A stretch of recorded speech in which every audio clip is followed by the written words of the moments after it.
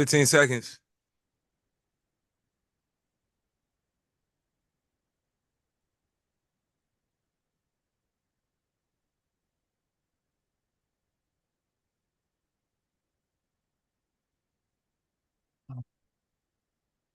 Good evening, good evening.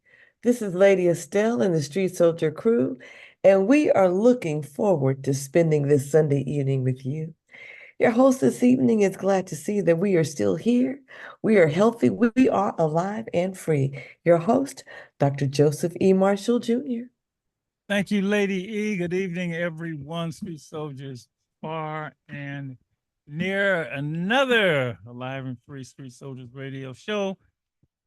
Make it good in your neighborhood. That's what we do. We're all about stopping the violence, the difficult task in a world where there ain't nothing but violence. But hey, we're going to go for it because we want to save you. It's that simple. It's that simple. We have very noble goals, keep you alive, unharmed by violence, and free from incarceration. We tackle all those things right here on this weekly radio program. Good evening, Lady E. Good evening, Soul. Good evening, Ann. Good evening, Philmo. I've said good evening to everybody, so now you can all say good evening to me. Good evening, Dr. Marshall. How are you? Thank you. Thank you. What's up, Doc? What's up, bro? What's up? What's up? Boston look good again, huh? Yeah. Yeah. Well, Up come on now, man. Yeah. They up 2-0. I guess now, yeah. Now it's do or die time now. Let me tell you, man, they missing Kyrie Kyrie has been off these first two games. They all over. You know what? Kyrie hasn't beat Boston in like the last 11 games or something like that. That's what I read. Yes. Yeah. So I want him to get one, but he's gonna have to work he's gonna have to work harder. He's going back to Dallas. Going back to What's up, Lady E? Speaking of Texas, how you doing, Lady E? Hey there, Malcolm. How you doing? I'm good. I'm good. You going to a finals game? No. Oh, okay. Okay. No. I know it's out your way. Would you go if you had a ticket? Yes, I would. Okay. Well, especially if I had a good ticket. Well, anybody listening, if you can hook Lady Estelle up with some NBA Finals tickets, 1-800-SOLDIER. In fact, if you got four, we'll all go. Hey, I like your sweatshirt, man. Which one is this? Oh yeah, this is Malcolm. Man. Yeah. Can't go wrong with the man, the myth. Oh, you can't. No, only one Malcolm X. Only one Malcolm Marshall too. No, but I mean, come on now. This is the original right here. You know what I love of the name Malcolm? Because here is only one person, Malcolm X. And you go to like England or you go to Europe and it'd be like some old professor looking European dude. You're like, wait, you have a Malcolm name too? I guess it had to come somewhere, but all the Malcolms in the US, we named after one man. You need to quit. All right, man. I knew that's the only name we was gonna have for you, brother. That was it. It was always gonna be Malcolm. All right, let's do a couple of stories. I don't know, a couple of these I don't like. Man, I don't want to do no polls about that guy, that man. All I know, that man is convict. That's it. Okay. All right. That's it. Good. So, according to the polls, we black folks, we every minute we love Trump more and more every minute, according to the polls. So I don't want. Yeah. Okay. All right. That's why I don't do the poll. Well, you should talk about it. I want to talk about it because you should address the reason why. Lordy. I don't know if it's true. Well, you don't know it's true. I don't know if it's true. You can't. So you believe the polls? Well, polls are not true. They're the polls. I don't do polls. Yeah. You understand? I don't do polls. All right, let's do this real quick. What's the Oakland Ballers? Oakland's got a expansion. Yeah, not the Dodgers. Stop, man. You got a Dodgers cap on. Because, man, Jackie Robinson. I keep telling you, it's Jackie. Cool. All right, leave me alone. Everybody wears 42 in the league. Film on Mike on that day. Every player wears 42. They don't wear an LA Dodger hat though. He played on the Dodgers. If he played on the Oakland Ballers, I'd have Oakland. That's what we talk about. Shout out to Oakland Ballers one time, man. They be having it lit. Yeah, man. I heard they be having it lit out there, man. I knew somebody that actually went. Actually, we haven't talked to him, but yeah, I guess it's an independent pioneer league team hosted its first game only 8 miles from where the big league Oakland Athletics opened its series against the Seattle Mariners. All right, so Oakland Ballers, you need some team, man, 'cause ain't got no team. That shit's sad. It is sad. It is Sad. sad. Y'all can talk. Is it That sad? shit's sad. I don't want to talk about that. Okay, good. It's- Okay, we'll it's leave it not- alone. it's It's not- depressing, it's man. That's depressing. He He got got no It's team. crazy. Crazy. No team. No team.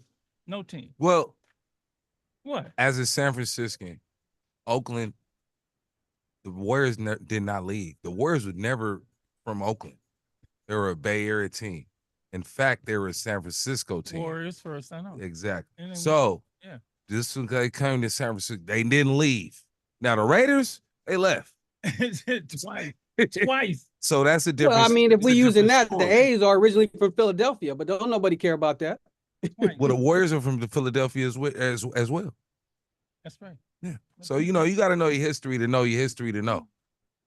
So that's why I love producing street soldiers. that again? You have to know your history to know your history to know. Okay. Did you hear that, Lady E? All right, let's move on. I like this story. Let's do a story. Morgan State University became the first HBCU to perform at D-Day commemoration in Normandy on June 7th. Morgan State University performed at the commemoration ceremonies in Normandy, France. That ain't bad, huh? It's pretty cool. The band took D-Day. over- Okay, stay. If you know your history, Mike, Yeah. when was D-Day? D-Day was doing Normandy. It was doing back then. Back then. WW2. Yeah, that World War II. Okay. Yeah. There you go. Don't embarrass me. The band took No, over, he- the I was band embarrassed. I wasn't trying to took embarrass him. over what? Can I do this? The band took over 100 members to honor the sacrifices of soldiers who served in World War II. All right. This isn't special to us because Lady E, we know somebody Mm. who's in the band at Morgan State. That I don't know if he went or not. I'd be surprised if he didn't. You know who went? I think we can't hear you, Lady E. You got to unmute. Malcolm Mobley. Malcolm From Dayton. Mobley. Oh yeah. That's Oh, In cool. the wow. band at Morgan State. That's pretty cool. It is pretty Nice. cool. Love that. That's very cool. Yeah, that's very nice. All right. Good job, Mal. Okay. I don't want to do no more. You got any more stories? I got a story. Yes, sir. HBCU, Satellite College. Yeah. San Francisco. I've been reading about The that. brothers is staying in Fillmore. So shout out to them. And we need you to go pull up on them and give them some food and give them some tickets to the Warriors game. What- you talking about me personally? Yes, Oh. because you get all the tickets to all the games. Where are they staying in Fillmore? I don't know. But they staying in Fillmore, man. Shout out to Fillmore. I don't know. So this is the mayor's thing with HBCUs. Yeah, that's a good look. Yeah. Yeah. I've just seen it. You know, I don't know a lot about it. All right. Mhm. All right. So since you Fillmore, Mike, you're Yeah. looking out for the brothers in Fillmore. Shout out to them. They may be listening right now. Who knows? Okay. Maybe we can get them in. Yeah, that'd be a good look. Yeah, it is a good look. That'd be a great look. All right. Yeah. Okay. And you got any announcements before we get into the show? I do not. I just No. congratulations to all of our graduates. There you go. Yeah, she got No. she got it right. They did, the students graduated from Kezar Stadium, the rest from SFUSD. My little one will be graduating kindergarten on Oh, Tuesday. Evelyn. I'm not crying, you're crying. I'm just kidding. I'm very excited. Not ready. You told me she's going first grade, huh? Yes. Oh, Oh, But they man. did good with her. I'm very proud of her. She's already reading, yeah, he's- doing oh, yeah. math, and Yeah. I'm just like, oh no, I'm gonna send her to you because I don't know the how do you do percentages again? She ain't doing percentages in the first grade. No, but she's asking me questions, and when we're in the car, she wants to do like math number stuff, and it's not like 1 + 2; it's like 20 + 37. And I was like, hold on, It's 25 times you're 152. 6. Yeah, no, but I'm excited and proud, and yeah, I mean, it's just really the community who's like poured into her as well. So I just I'm very happy to share this with everybody. She's growing up fast. I know. She's growing up fast. I know. I remember when you was walking around. I you know. Yeah. Before I Yeah, knew all of yeah. you before that. Mm. So yeah. All And right, who- congratulations. Yeah, Evelyn. kindergarten on the first We're grade. gonna try and stick around till she gets ready to go to college, okay? Then I'll be 195, okay? Yeah.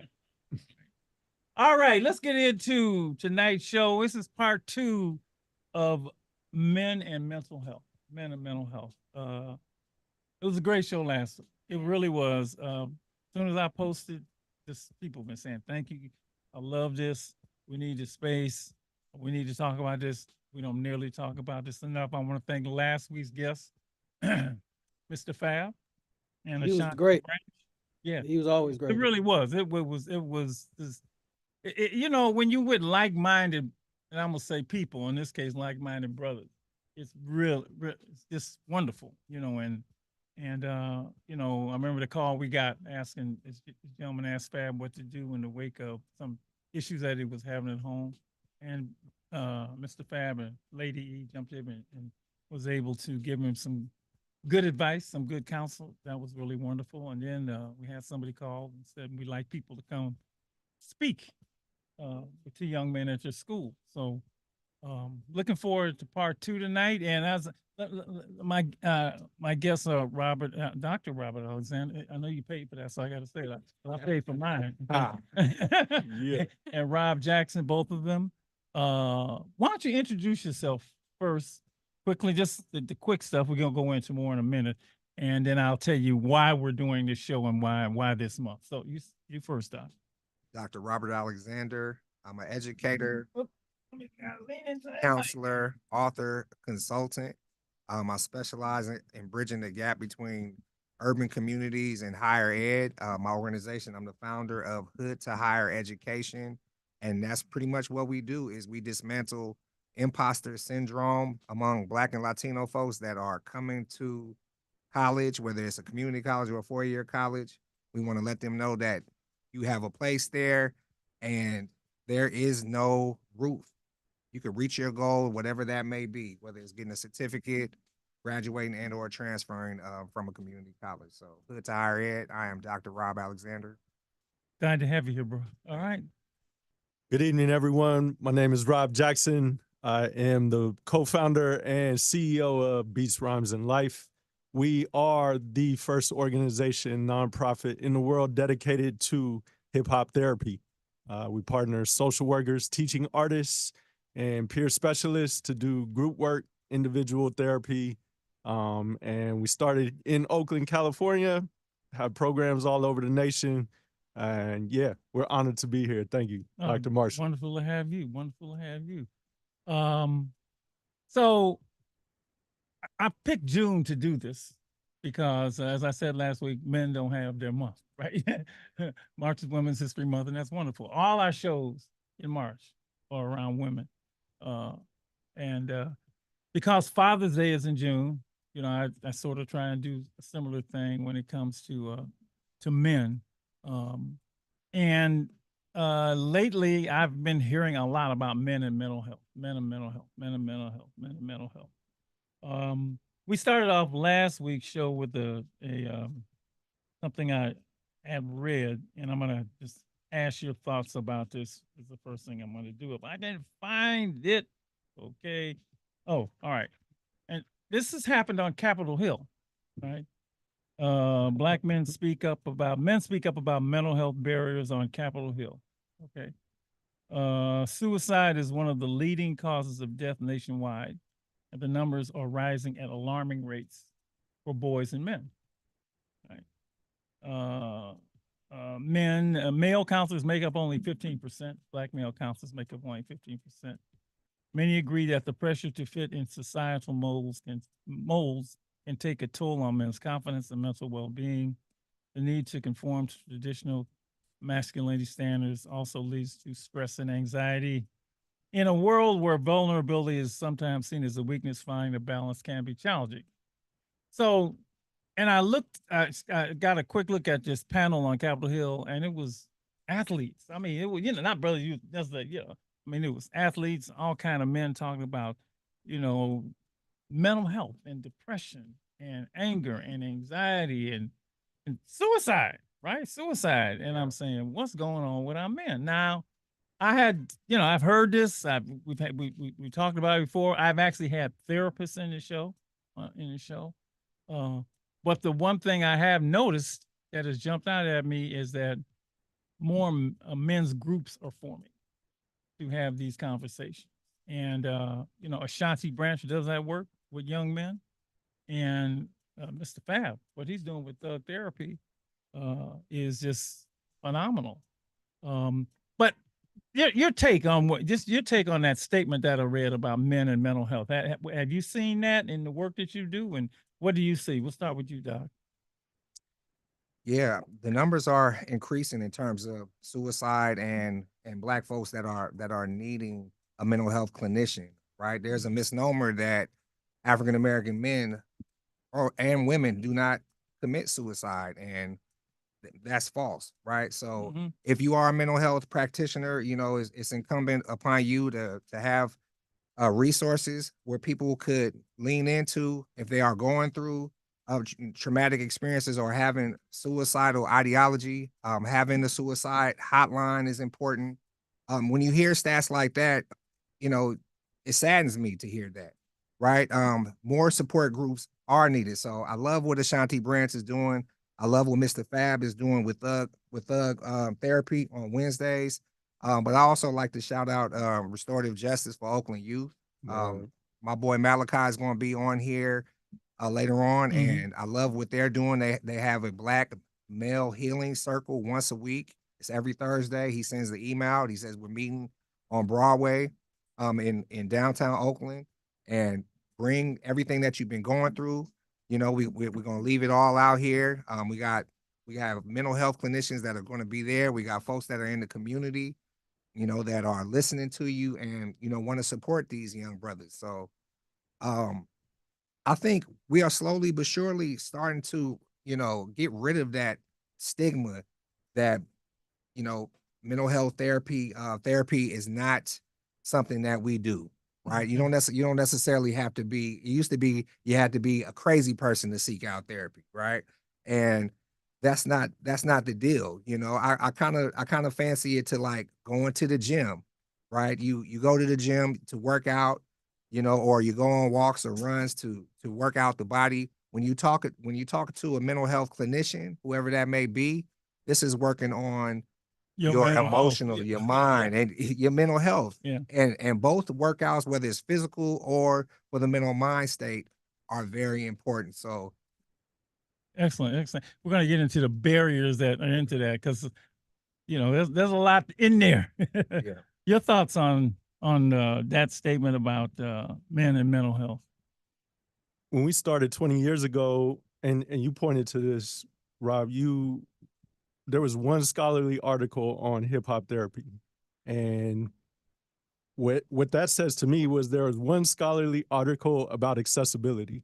And can we take a moment to appreciate the fact that we are brothers talking about mental health in this space? Mm-hmm. This article is about brothers that were talking about mental health. It's more and more mainstream. So we are eradicating the stigma. So let's appreciate that. When we started the organization, we literally were fighting to be saying it's reputable to do mental health in this way. Mm-hmm. It's reputable to use hip hop as a vehicle to connect with young people and bridge the gap between mental health services and traditional antiquated services and what our population really needs. So the fact that it's more mainstream and the fact that we're talking about it more is a beautiful accomplishment. And I would say to the last point too, two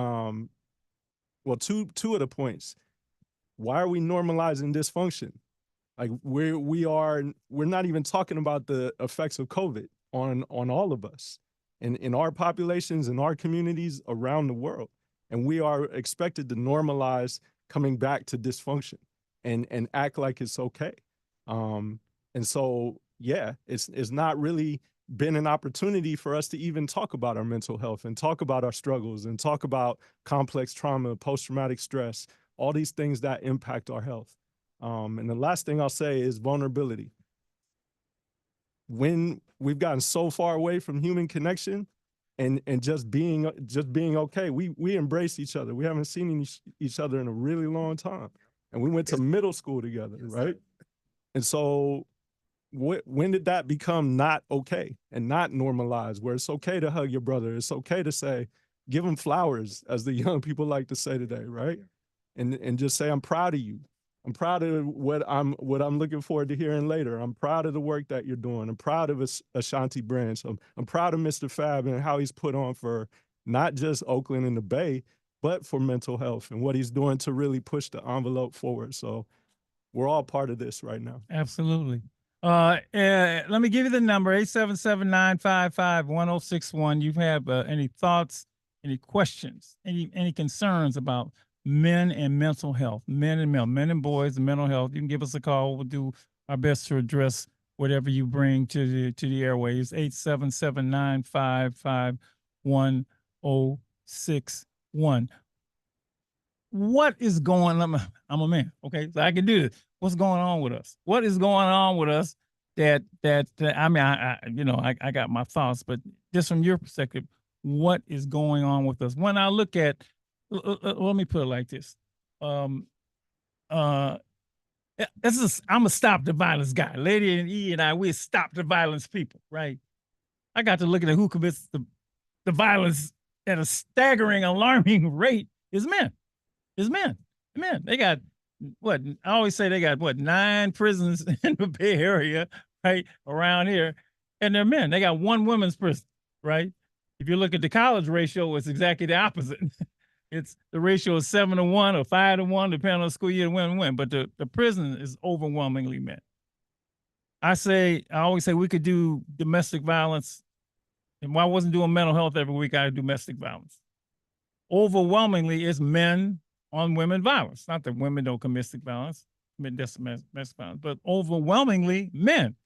So I got to do this just so I can try to keep people alive and free, right? So there's something going on with us. Either we are just flawed, which a lot of people say you are, or this is way men are. Yeah. I know you've heard that, which I don't believe. Or there's something going on that we're not in touch with, that if we don't get in touch, we'll continue to but we got a call. Okay. All right. Hi, you're on Street Soldiers with Dr. Alexander, Rob Jackson, Lady Estelle, and Dr. Marshall. Go right ahead. You there? Can you hear me? Yes, no, maybe, gone. 877-955-1061. We'll take your calls about men and mental health in this hour. What do you think? What's going on with us? What do you, just your thoughts? Not professional or not, what is it? I'd like to speak to that. So there's a lot going on in terms of how Black men have been normalized to deal with emotions, right? So, and I would say men. Men. Men in general. Yeah, men in general. Not just Black men. Yeah, oh yeah. And Rob is going to speak to this as well with the work that they're doing with hip hop therapy. But we first have to come to terms with our emotional intelligence, right? So, and this has to do with like being cut off on the road when you're driving, right? Which could potentially lead to road rage, or somebody is mean mugging you, looking at you too hard, or somebody bumped into you in the club, and kind of the status quo reaction for that is being mad, being angry, right? But we have to give ourselves permission to honor what we're going through, right? Whether that is being mad or being sad about something that has taken place, or this visceral reaction that's taking place when something doesn't go the way that we want it to go, and then tone it back, bring it back home, and say, I would rather deal with it in this way, right? Because we all know that a 5-second or a 10-second mistake can cost you, a lifetime of pain. So, I would tie your question, Dr. Marshall, into just us men just having a much better grasp on our emotional intelligence, right? How are we dealing with these bio reactions, these visceral reactions that are kind of setting us off, right? And when we talk about Black on Black crime, that is interracial, as racial anyway, right? Because it depends on what community that you are a part of. Studies have shown that more people in the same vicinity, they tend to enact violence among the community group that they're around. So it's not just black on black crime, but it's Asian on Asian crime and it's white on white crime. That runs the gamut. But just to bring it back, emotional intelligence has to be revved up. Let's pick up those numbers of black mental health clinicians. If it's only 15%, this is a lucrative field. This is a way to upward mobility.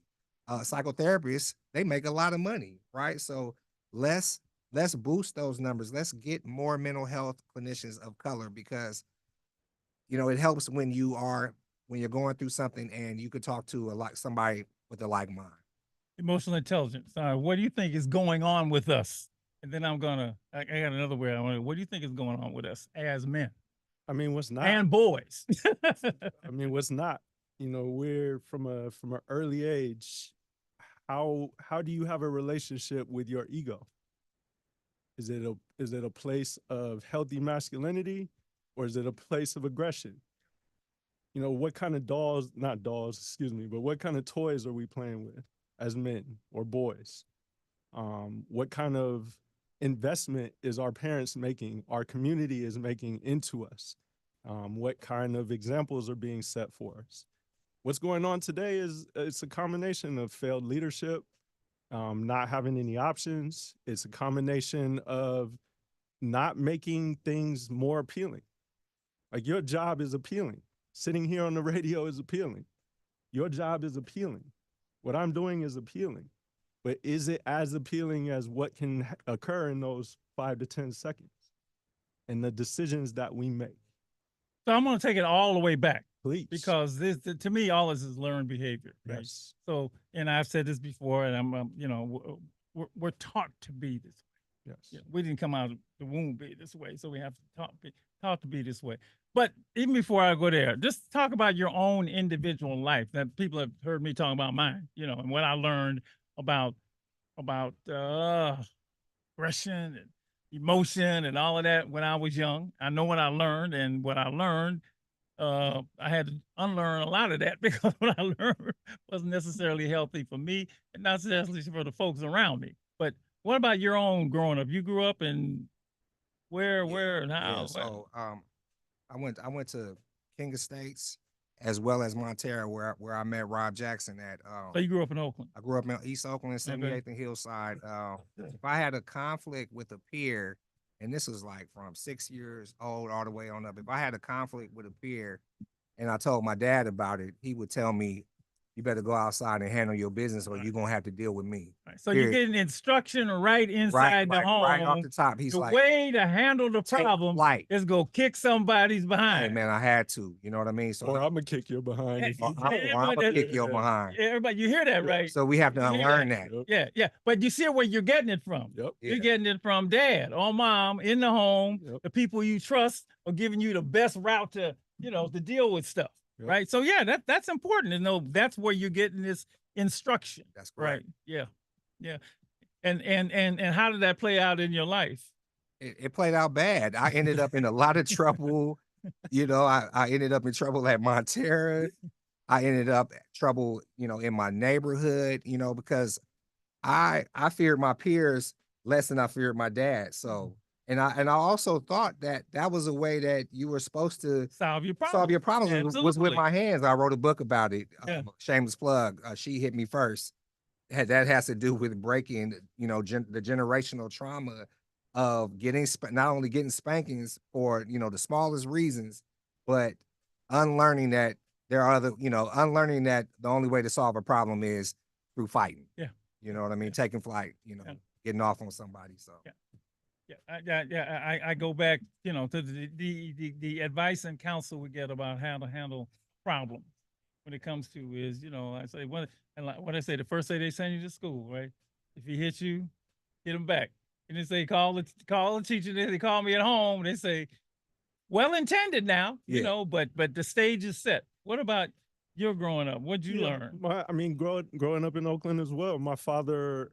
I realized as we're having this conversation, my father was the earliest teacher of restraint because his message to me was, you don't start a fight, but make sure you finish it. Mm-hmm.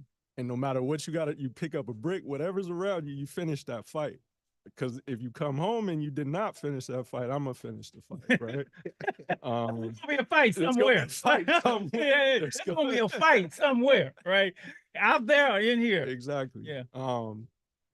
But you know, I go back to They give us that message. Seriously, think Well, about that. I mean, my dad, black man from the south side of Chicago, coming up in the 60s, like that's that's the message he got. Look, right? right. He's passing on He's what he passing thinks on to me. is the best way to handle And things. another important message is like you have a target on your back. As soon as you walk out this house, you are a black man, you're gonna be looked at differently. Mm-hmm. So one thing we do, I go back to my organization, one thing we do is the development of self-regard, which is our first objective, is the first thing we do. And what that is every relationship, every human in this lifetime needs at least one caring adult in their life Yes. to model self-esteem, development of self-regard. So if you have an adult that's showing you love, compassion, but being firm and stern and giving you these messages, that is building up this healthy emotional intelligence, and then connection to faith. I have a strong connection to my faith. And so with that guides my emotional intelligence, right? And so in our organization, sometimes we are that adult for the young people in our lives. We are the ones that are trying to give them the roadmap, if you will. I got a question for you. Please. Self-regard, why not self-restraint? I'm just curious, because restraint to me seems to have a different connotation than regard. Because the first, you can have a high regard for yourself. I'm not to, and then like, I'll say, but restraint is like, and I don't know if that's seen as, well, I know what it's seen as weak a lot of times. It's like, I ain't gonna be no punk. I ain't gonna let nobody disrespect me. This is all the stuff that's poured into us when we are very young, right? So that we ain't about restraining nothing, right? Especially if you do restrain, you're gonna go back home and you go get so I'm looking at how we're shaped to deal with stuff, right? When problems come up. And I have even said, and Lady East heard me said this before, I think it starts even earlier when as young men, we are told boys don't cry. Yep. Number one, boys don't cry. And boys don't cry. In fact, I remember Mr. Fab saying last week, he said, not only he told boys don't cry, my mama told me, if you cry, I give you something to cry for, right? Yeah. So you get this from the people that love you, right? So now you shutting off what I call the natural release. The natural release. Because when you come out the womb, you what? Right. You crying, Yeah. right? Now the girls they get to cry. Right. They get to cry. Well, most of the time they get to cry. I'm not gonna say all ladies said. I know girls are giving the same message sometimes, but I know the message that boys are consistently giving. Boys don't cry, right? Then we are told, I said this before, we man up, be a man. What is that? That's an instruction without what? Information, right? And now you've somehow though, I think but that message is like, it's a man thing to go out there and kick that little dude behind and don't come back. Somehow it's all in the maleness thing, right? So these messages that we're given, because you talk about emotional intelligence, the emotions are shut off or begin to like, no, just turn that off. Turn that off. So you see little dudes that are hard and they like 6 years old. Am I right? Little dudes. Little hard dudes, man. How you gonna be hard? You just a little boy. You're big, you swole. So I just think we've done a disservice, and I think if we're going to turn this thing around, we're gonna have to go all the way back to the messages that we get early, and then this is me just talking because I'm into this. I'm really into this because I'm trying to say, my brothers, is then when you get these messages and you think this is somehow related to being a man, right? Then it just grows and grows, and then you got to keep it in because you can't really tell how you really, really feeling, right? You ever tell your boy how you was really, really feeling? I mean, really, really, really feeling. Seriously, man, come on. Like when he come with that mixtape, man, you not feeling it, like, oh, No, man, how this you make ain't that? it. Yeah, you really, really, really feel it. Not that, yeah, dog, you know what I'm saying? But I mean, how you really, like, feeling. That, like, So let me just back up a little bit. okay, come on in here, because I I know just need what to we back do. all the way up because self-regard versus self-restraint. Now, for me, and I'm thinking about my grandsons, okay? One of them is about to go to high school, 9th grade. I know that can be a war zone. He made it through middle school, but school can be a war zone, even in elementary. When kids, boys, whoever, do not feel good about who they are,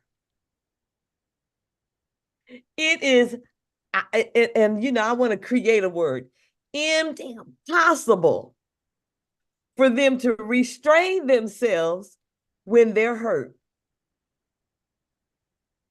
So for me, for working with young men who have already been shaped by their experiences, their journey, their process, to be reinforced and reminded that they are valuable, that they are valued, to get in touch with the okayness of being who they are, and to have that for themselves is the beginning of breaking through and getting to a place where now it is okay to hold back, to think first, to walk away. So for me, if you're teaching self-regard, I am with that. Take time to help me get in touch with and remember and just take positive regard of myself, my value, my okayness, my purpose. Do that first. And then when somebody says something that's about to PMEOFF, then I'm going to stop and think, hold on. See, I'm better than that. I'm not going to get into that. That's going to take me someplace I don't want to be. And that's what the self-regard is going to do, I think. So I liked hearing that. So I just need to say that about self-regard. Let's go there. When you taught anything about self-regard when you was young, so I'm in South Central. I ain't never heard, not just me, I never heard nothing about Well, is it true knowledge of self? self-regard. Any knowledge of myself. But I'm saying true knowledge of self will have you, once you understand who you really are, words don't really affect. And once I really learned, like, this is who I really am, what you say to me, it's not going to make or break me. So, But I'm going back to what most youngsters are getting, even as we sit here. Yes, you have to put that in because you don't get it. So would you have anything about self-regard when you were coming up? Say something to Fillmore Mike's point, like when you realize that black folks was kings and queens. That's it. You know what I'm saying? Like history didn't start with slavery. Black folks' history didn't start with slavery. Once you learn that and get that knowledge of self, that increases self-regard. But what I want to say about self-regard is, like, I grew up during a time where being smart, and I've talked to Dr. Marshall about this before, but being smart, being intelligent wasn't necessarily a cool thing. Right. I was told I was acting white because I was smart. And you get to a lot of my peers, we had to kind of like dumb it down. But I'm here to tell the youth that having a 3.5 GPA, having a 3.5, 3.6, 3.7 is a lot better than doing 5 to 10, right? Or 10 to 15, right? So I think this is a part of self-regard, is how we visualize success. You know what I mean? You ain't got to be a corner boy. You ain't got to be a D boy to be cool. Being smart is cool. You know what I mean? This is going to lead to a fulfilling life.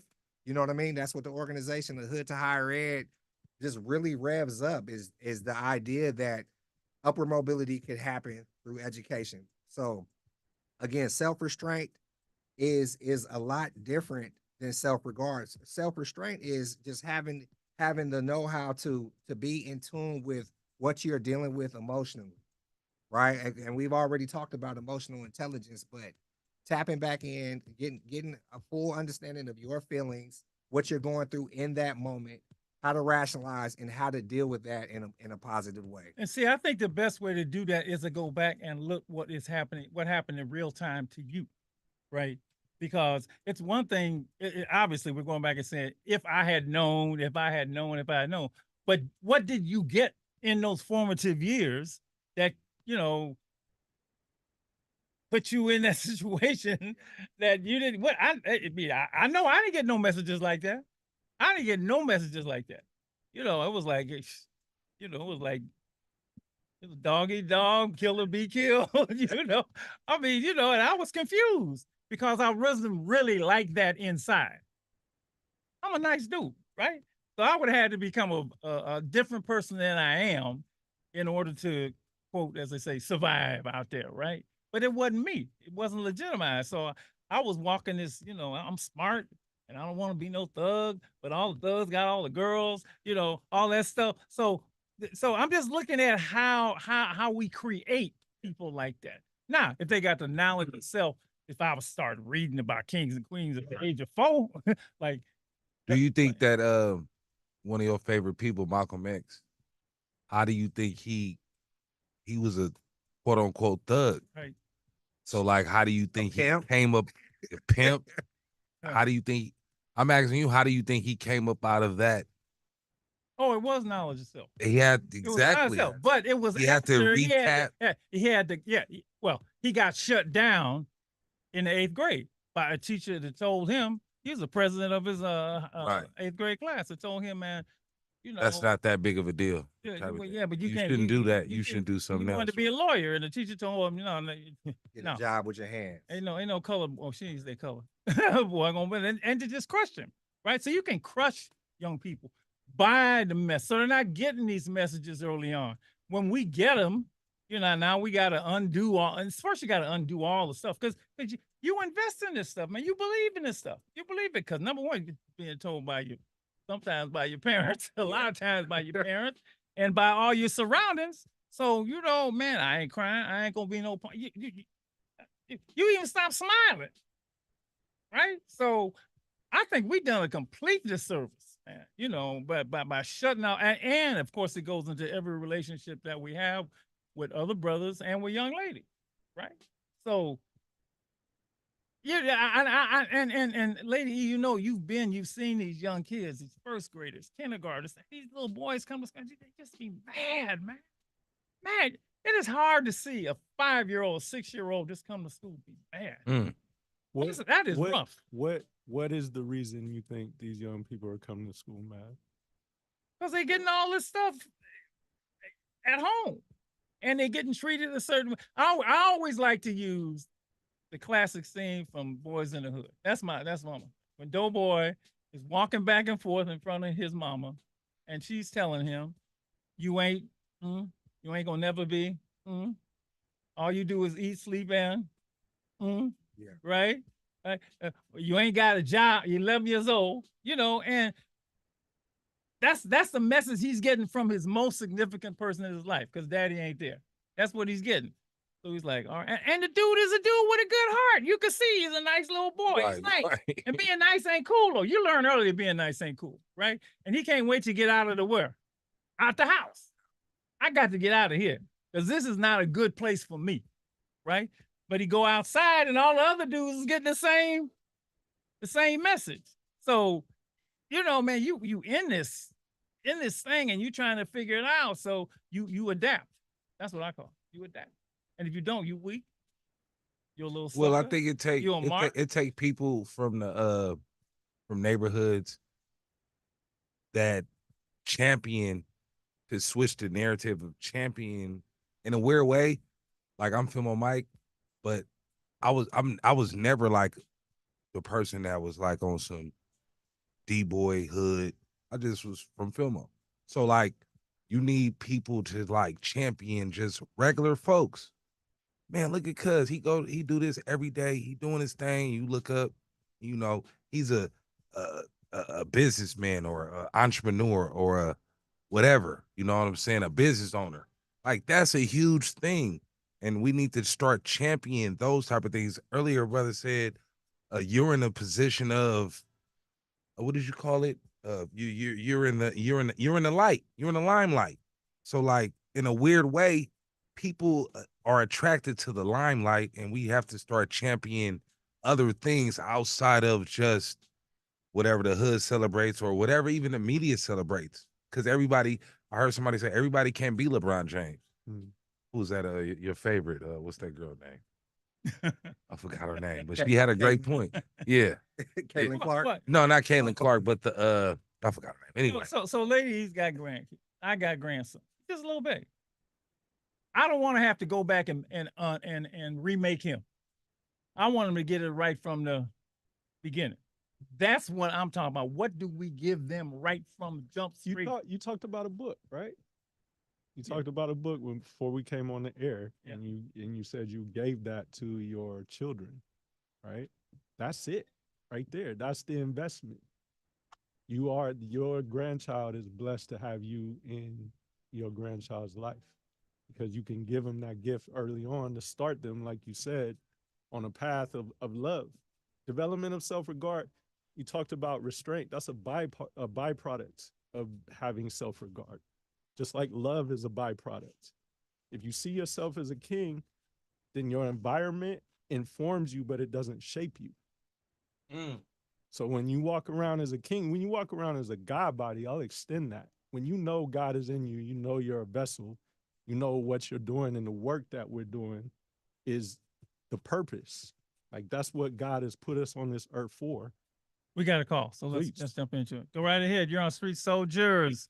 Thank you for calling. Hi, good evening. Good evening. About mental health and thinking in general, I can almost say this as a fact. There's that's not very spoken of much, unfortunately, on the metaphysical level, the subconscious that is affected by energies that exist, spirits.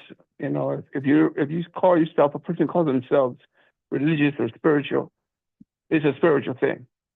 And there's a bunch of invisible electromagnetic energies and vibes. You put in your definition of what I'm talking about, and that affects mental health. Thank you, man. Thank you. We got a minute before we go. 2 minutes. Minute 30. I'm going to go to what all boys want to be. And I notice in traditional African societies, Native societies, all boys want to be men. Right. So they're going to strive to be that. The question, I don't think we have enough conversation. What does that mean? What does it mean to be a man? What does it mean? I don't think we have that discussion at all. No. Is that, playing sport? What does it mean? Because then if you don't have that discussion, then they're going to have to figure it out by looking at other men. And depending on who they see, they're going to incorporate that into their daily thinking and their behavior. So self-regard, self-restraint, all you got to have that. I think having that conversation, or don't put it out there and tell somebody to man up and be a man without telling them what's involved, because then you send them on this never-ending search. And who they gonna watch? First, they gonna watch you, right? Yep. Well, he a man. So man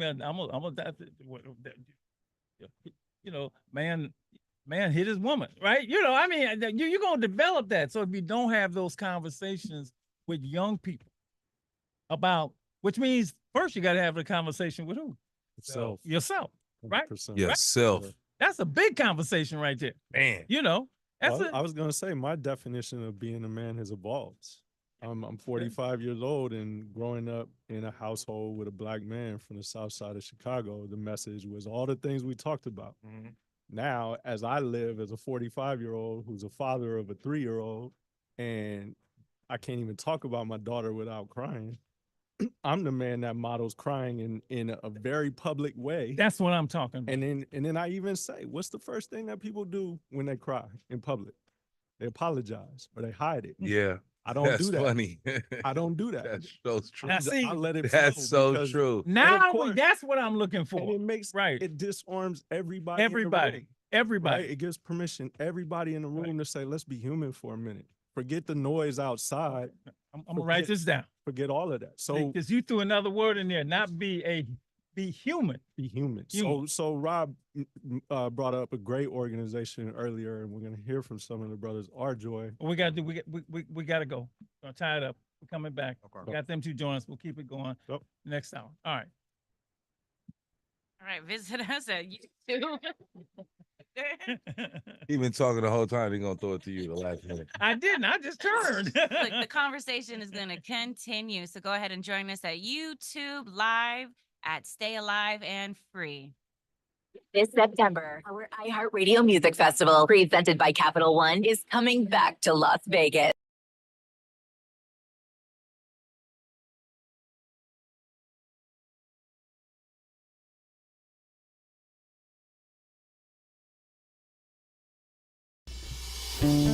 Tell me what you see when you look at me. Do you see another brother lost in these streets looking for his soul? Trying to find my soul. Or do you see another brother searching for lost souls in these streets? A street soldier. Street soldier. Here to help you get that chip off your shoulder, warm your colder days and sober your drunken ways, and find a way to help you get over these hurdles placed in our path. And this is not meant to amuse you. This is for all those who have questions but are afraid to ask. I won't be afraid. I won't be afraid. No. When times get hard, you lose your way. Open your mind and hear what I say. This is a message for the hard and the soft. To those who tune in weekly and to those who keep an eye out for 8 p.m. on Sundays and turn their radios off. The truth hurts. The cloth has been pulled. We're walking around half dead. Use this show as your IV. Alive and Free is a new movement. We've achieved self-destruction. A street soldier promotes self-improvement. Streets couldn't be no colder, so I gotta be a soldier. It shouldn't be this hard for me. Even when it seems so hopeless, I gotta keep my focus. I'm glad to be alive and free, yeah. Streets couldn't be no colder, so I gotta be a soldier. It shouldn't be this hard for me. Even when it seems so hopeless, I gotta keep my focus. I'm glad to be alive and free, yeah.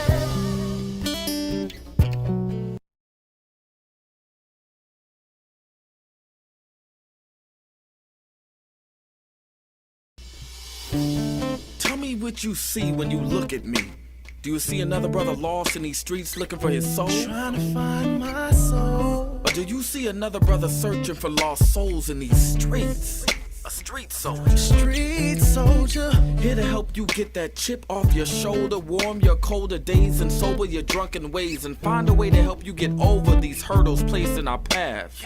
And this is not meant to amuse you. This is for all those who have questions but are afraid to ask. I won't be afraid.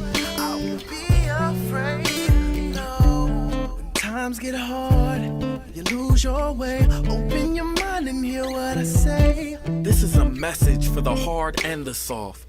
To those who tune in weekly and to those who keep an eye out for 8 p.m. on Sundays and turn their radios off. The truth hurts. The cloth has been pulled. We're walking around half dead. Use this show as your IV. Alive and Free is a new movement. We've achieved self-destruction. A street soldier promotes self-improvement. Streets couldn't be no colder, so I gotta be a soldier. It shouldn't be this hard for me. Even when it seems so hopeless, I gotta keep my focus. I'm glad to be alive and free, yeah. Streets couldn't be no colder, so I gotta be a soldier. It shouldn't be this hard for me. Even when it seems so hopeless, I gotta keep my focus. I'm glad to be alive and free, yeah.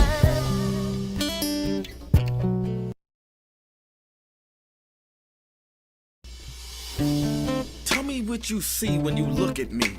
Do you see another brother lost in these streets looking for his soul? Trying to find my soul. Or do you see another brother searching for lost souls in these streets?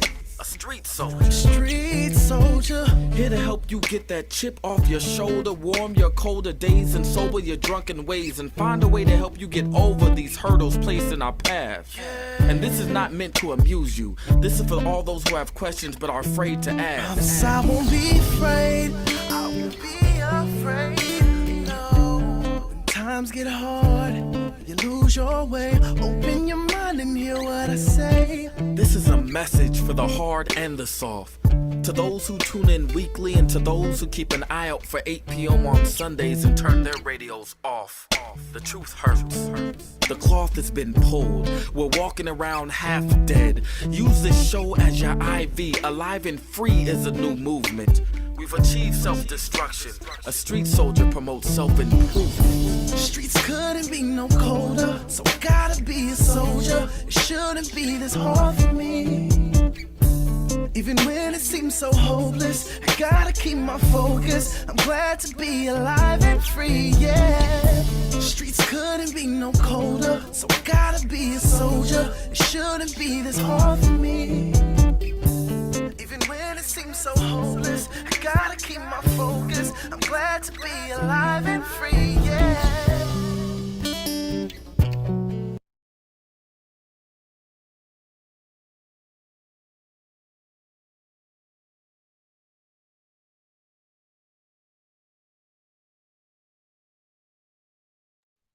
Hour number 2, Alive and Free, Street Soldiers Radio. Our second show on men and mental health. Trying to help our brothers stay alive and free and alive and mentally free. Mentally free. Our guests this first hour have been, this is very spirited and wonderful conversation. I love talking to my brothers about this. Dr. Robert Alexander, and Rob Jackson, who are doing work, I think just wonderful work to help help with our issues that our men are facing, our men and boys are facing. We're joined by, I believe, Harold Atkins and Malachi Roy. You're gonna jump in and join us this discussion this second hour. Thank you both for being here. And I want to read you something, you guys. And we left the hour at the end of the hour talking about maybe we should have a discussion about what makes a man, and it comes out of a couple places. One, I was talking to a young man, just wonderful young man I've known for a long time, and he says, and just because of the situation in his home, he never got to have these discussions with his dad.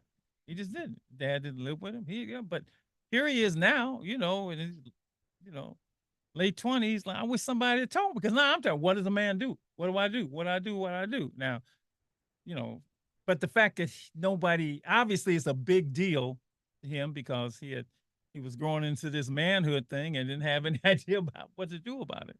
But I want to read this to you guys. So this is very eye-opening. I asked the young people that we work with to use a word to describe what you see men do. Now, I admit, let's say probably 66 or 70% of the class is young women. So I don't know if, but I just asked. And here's what they say about men, right? In general, all the kids said, and I'm going to give you, they said lie, work hard, provide, get angry, complain, manipulate, cheat. They're narcissists, selfish, use violence. They're incompetent. They don't think. They do stupid things. They gaslight, teach, exploit, ignore, violate, nonchalant. They're childish, phony, selective, irresponsible. Then I have responsible and abusive. So I'm sitting there, and as they saying this, and I'm sitting in front of the class, and they talking about men. I'm going, whoa, that's what y'all think about us, right? And I looked at the other brothers. You see what they think about us? Four nice words, right? And but that probably came from the men. I don't know where it came from. I didn't ask. And then I later on, I asked something else, you guys. I just looked at the young women in the room and said, "Are you scared of men?" I said, "How many of you are scared of men?" That said volumes for me. That said volumes to me, that all those young girls in there now there's something that we've done collectively, not, maybe individually, that made them afraid of us. So I'm putting this all into discussion about men and mental health and all this and suicide rate and all of that. And we got to figure out a way out of this because, we shouldn't be scared everybody that and I'm just to say these are, I'm working with a bunch of Black kids, right? And they're afraid of us. So that said, I told them, you ain't got to be afraid of me. I don't want somebody to be you fear because I'm trying to help you. If I'm trying to help you and you fear me, we got an issue. So I just want to throw that out. There were some more things they said what they like us to be. I'll come back to that later. But isn't that eye-opening? You see, don't ever ask young people what you want to do. They'll tell you the truth. They will tell you the truth. Harold and Malachi, what do you do real quickly and jump in this and how are we going to help our brothers? Because it is now just affecting their violence that we do, but their mental state in terms of depression and anxiety and all the things that we're seeing from this going on with our men. Harold, you can start. What's going on, Dr. Marshall? Great to see you again. Last time I saw you, I don't think you remember this, it was over 25 years ago when you came into San Quentin. Remember Lonnie introduced us and my Sally at the time. Yeah, Lonnie Moore. Y'all be dating me, but that made me feel so good that because I'm in the work for life, and that's wonderful. Good to see you, brother. Absolutely. Yeah, so I'm a career pathways manager over at Fresh Lifelines for Youth. I'm a high school and youth football coach, father, husband, the whole gamut. But crazy because when you're talking about something that I've been thinking about all week, I'm gonna let Malachi go ahead and introduce himself, and then I'll jump right in there. Is that okay? No, absolutely. Go ahead, Malachi. Thank you for joining us. No doubt. Thank you all for having me. I'm the community healing coordinator at Restorative Justice for Oakland Youth. I support Black male healing spaces. I hold the Black male circle every Thursday night. I also am a credible messenger. I go into the juvenile hall and San Leandro pretty frequently and support their restorative reentry. And I also support families impacted by gun violence out here in Oakland. So, yeah. So what are we going to do, brothers? And I will say, I said this in the last hour, good advice, bad example cause confusion. That is one of my favorite sayings, right? I love when parents come in and say, not good for you to smoke, not healthy for you, and they smoke it in front of you. So if it ain't that good, why are you smoking? Because you're giving them good advice. So I believe that it all starts with self. So you're running these groups. What are we modeling, and what are you modeling to the young, and what are you saying to the men when you do the circle?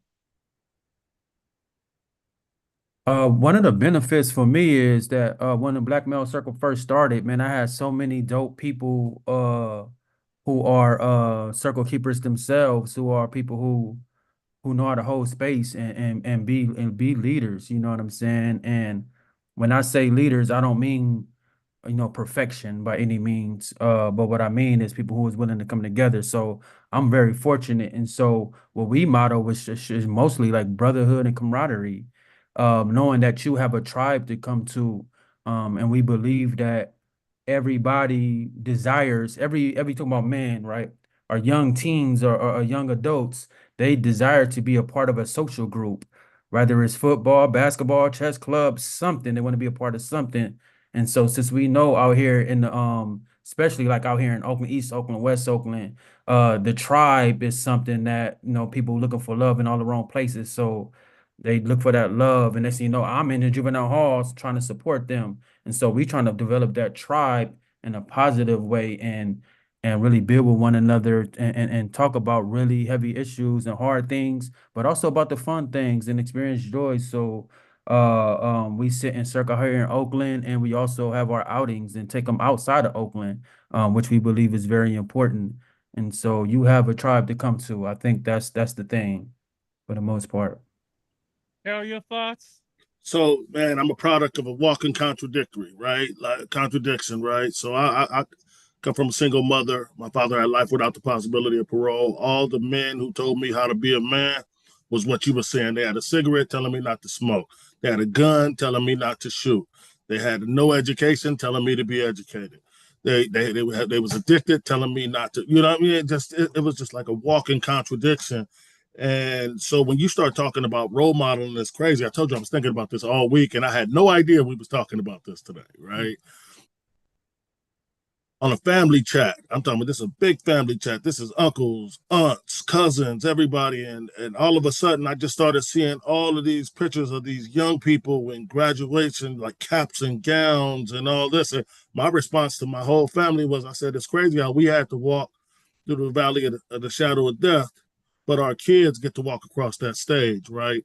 And that's of what I mean, what I think about when you say role modeling, right? So one of the things I do, I work with young people on the Secure Track program in the juvenile hall that, you know, sentenced to what, you know, they call juvenile life, right, till they're 25 or whatnot. And I do life skills with them. One of the things that I always think about is how people reacted to my incarceration. And they said, you knew better, you knew right from wrong. And I think sometimes people don't understand. I did not know. I was doing what mama said. I was doing what the hood said. I was doing what the homeboys was telling me to do as a man, and in the likeness of what they was talking about, right? And so today, you know, I wake up and I go to work every day. I come home, I coach my son's youth football team. I'm working with them with homework and tutoring and all this stuff. They see me treating my wife the way she's supposed to be treated. They you know, they just get to see this example that's a lot different. And I look at them and I see college degrees, high school diplomas, and jobs and all this stuff. So I know for a fact that there's a mixed message coming to my kids when they say, my dad say, be cool. But everybody told us that my dad been to prison, right? My dad say, you know, don't use violence as a tool. But my dad been incarcerated for years for a violent crime, right? So even with me, myself, I say, hey, that walking contradiction, I still have to work on that EQ. But I do know that if you was walking up to me, well, you probably don't remember, Dr. Marshall, but when you did walk up to me in San Quentin, and, you know, I wasn't here. I'm an 18, 19-year-old kid that's believing in what I believe in. I never thought I would be alive and free at 48 years old. If I knew, I would have had saved up some money or something, right? So when you say, Harold, go give this presentation on, you know, organic chemistry or whatever it is, where would I ever have gotten the skills to do that? Right? So we're talking about life skills, being a man, life skills, culture, you know, that social conditioning, all this stuff that we're talking about. Where would I learn how to do something like that? Where would these young people know how to be a man? First of all, like you said, if we don't got it figured out, it's not going to trickle down. Exactly. Right? So when I hear you kind of coupling the mental health and the what is a man, there was a time where I would have told you that the soft people want to tell you that the intellectual is a man. The hard people want to tell you that the soft, that it's the physical strength that is a man. And then I would come in and say, no, a man need to be all that wrapped into one. Yeah. So that's how confusing the message is to the kids, because I know even when you say that to me today, the only thing I can think of as a man is when your yes mean yes and your no mean no. You know, and we're told all this information because they really think it's going to help you. It's what you got to do to survive. So if it's packaged that way, you're going to listen because they tell you you're going to have to do this. And maybe, well, I don't, and you never, well, is it really going to work? You don't even ask that question. You know, you handle your business, you know, carry your piece, you know, because it seems like the way they put it, they're what you call a trusted, credible messenger, right? And it's even more dangerous when it does work on occasion. It's almost like we're set up. It's like we're set up. So what I really admire, and you talked about what you used to do, you're basically what you're taught. Everything is what we're taught. That's what you taught. But it's like if you learn that 2 + 2 is 5, and then all your finances are messed up, and then at some point you learn that 2 + 2 is 4, you go back to your kids. Oh, I was taught wrong. And you show them, all you can do is say, I can teach you differently because I was taught wrong. So Malcolm X is the most credible person I know, because Malcolm said, right. Oh, man, hey, but that's what I was taught. But man, that wasn't right. That wasn't right. And it doesn't mean that, I don't think it's not that your parents don't love you. It's Yeah. that they're just passing on what they think is the way to do it. I want to go to something you did, because I'm really trying to start at the beginning and create people that don't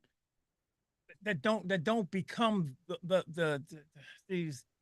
See, I like what you said about crying. What did you say? You cry in very public spaces and you're not ashamed. See, and when they tease you, you'd be like, yeah, I mean, man, look, let me tell y'all, I cry in a minute.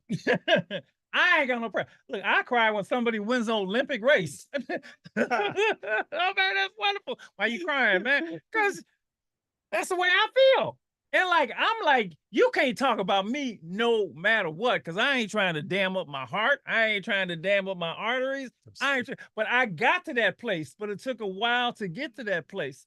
So, and one of the things I know, that's why I want to talk to you, I never had a place to go. I'm in 2 men's organizations, and I'm a grown man. Everything we deal with is surface. We don't talk about nothing serious. And that's crazy, right? Yeah. We don't talk about nothing serious. The most serious talks I have about this stuff are with the kids I work with, and occasionally if I get around people like y'all. You know, we don't talk about nothing serious. Everything is, just fun and games and sports and that and so on. But half the time, I don't even know what's really going on with dude. Men don't do that. And what I like about what I see is men are now slowly dipping their toe into the water and burying their soul. And the last thing you can do is laugh at him. Because if you laugh at a brother when he tell you his stuff, you ain't gonna never tell you again.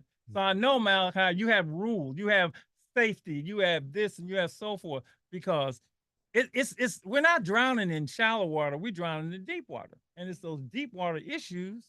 The only time I see brothers talk about this stuff for real, and you like this, Harold, is when I go to the joint. And they in prison, and they be like, and they be having real conversations, man. I mean, look, man, but then by then they got life, right? Or they got 20 years. We don't have those real conversations with each other, which makes it hard for us to have those conversations with young people because we ain't done with each other. Am I off here? Am I wrong? I was gonna say something. Well, one, we didn't touch at all on the prefrontal cortex and the flight, fight, or freeze, and this notion that until you really like an adult, that's not even developed. Right. And so if you just are operating on everything that we talked about, including undeveloped prefrontal cortex, you just gonna react off instinct a lot of times. I want to drive home a point around the crying, and in particular around this notion of normalizing the behavior. I look at Harold's background, he got a tent and a river and green trees. I look at Malachi's background, he got the brother that has like 5 beautiful guitars behind him. Like, why can't we normalize that? Like, you can't fake the funk when you're creating music. You can't fake the funk when you're out in nature. You can't fake the funk when you're a black man and you dip your toes into the water and you take on those ions and you feel how that charges your body. But let's normalize it. I don't want to be the only black man in the woods. I'm tired of that. I'm tired of being the only black man that plays guitars fluidly, right? I'm tired of the only black man that's like documenting people's lives and like doing extraordinary film work. Like, I can't tell you how many times I'm the first black man that's done this. I'm the only black man that's kayaked under the Golden Gate Bridge, right? Because when you have these experiences and these opportunities in your life, and God bless the brothers that will never get these opportunities, so I want to own that. A lot of these opportunities aren't afforded to our young brothers. But when we can provide them, when every brother in this room and every sister in this room can make a dedication to say, I'm gonna provide that for at least one young black man or one young black woman, or just a BIPOC in general, then that's a start. That's how we start to normalize this, what is true masculinity. Because true masculinity is what Harold talked about. I'm bigging up my wife. I'm doing homework with my kid. I'm coaching after I work. Like, that to me is the highlight of masculinity. Or what Malachi is doing, running every Thursday dedicated to running healing circles. that's when we go deep. That's when we go to what we call in the organization the latent content. Dr. Marshall, if I came to you tonight and I was like, oh, I'm good, but my head was down and I wasn't full in my confidence, you would probably think that was suspect, right? Now I'm gonna say what's going on with you. For real. Exactly. But if you don't do that, I'm gonna do that. but if you don't do that, like most adults do, then you lost me, right? If you don't stop and say, hey, what's going on for real with you, man? Then you've already lost the relationship. And what you say is sacred to me. Because see, normally we're brothers when you ask that, man. Right. Oh man, for real, man. Come on, man. Look, I got something for you that just to make you know. Yeah. I mean, we don't even treat it with the seriousness it deserves. Absolutely. Shout out Rob Jackson and what you just said, and shout out Hip Hop Therapy, man. I'm still trying to bring myself to be able to cry in public. I'm not that guy. I haven't been able to do it yet. I'm a work in progress. I typically cry in the car, usually in my driveway. But one thing I learned about crying, I just want to ask this question. After you had a good cry, you ever wonder how you feel better? It was wonderful. Right? So I recently learned that crying releases a stress hormone. And when we cry, that's why you instantly feel better after you let out a good cry. Right? So just think about that for a minute. So when we are sending that message, you know, to our youth that it's okay to cry, you're actually teaching them how to relieve stress in that moment, whatever you're going through. I think restorative justice for Oakland youth. First and foremost, Malachi was my restorative justice trainer. I met him several years ago, and he had a major event when restorative justice for Oakland youth was in West Oakland, and I was naturally drawn to him because I'm a counselor, and when I came and did the restorative justice training, he would come with African proverbs and some of the prompts that he would initiate that would allow the group to go deeper into their feelings. They weren't surface level. You know, he had so, and that's one thing I would recommend for you, Dr. Marshall, is just be intentional about the prompts whenever you're working with your group. Malachi also does an amazing job of establishing community norms within the group, and largely they have to do around mutual respect, mutual understanding, and mutual trust. And he has more norms than that, but those are kind of like the tenets. And I'm gonna let him speak to the work that he does.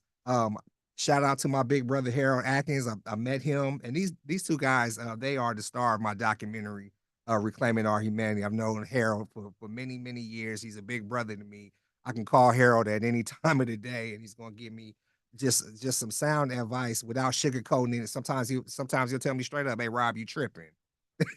you need to go back and dial back in to your emotions. Okay, this is why you rationalize it this way." And then I would have to come to terms with the situation that I'm going through. But unbeknownst to me, Harold started a program called Healthy Pathways. So as I was a rookie professor at my community college, one of the classes that I taught was human sexuality to college youth. And I met Harold. He said, "Hey man, I do this HIV unit." I was like, "What?" I was blown away because I kind of had a textbook way of explaining HIV and AIDS to youth. And when he came in, he floored my students. Right? He made it real. He connected it back to the community to the point where when he left, they was like, hey, can we have Harold be our professor? I was hot, He's trained my kids in football skills and drills. He's just a phenomenal dude. So I would say just to have great prompts, you know what I mean? Establish community norms whenever you're leading a group, and just make sure you're intentional about the conversation that you're having. Well, I know I don't exist in shallow water. Everything I do is deep water. I mean, that's all the show has been for 30 years. Deep water. Street sodas come on Sunday. Yeah. It's gonna be deep water because we drown in the deep water issues. And I appreciate folks who will go there and unapologetically go there because that's where we drown it. I mean, we're all over 6 foot here, I think, right? Mm-hmm. So we go to the wading pool, we ain't gonna have no problem. But if we go into deep water, you put me in the ocean, I'm going to drown. Mhm. So, you Yep. know, you got to go to those deep water issues. And one of the things that you talk about, Malachi, one of the things that you talk about, and do they go?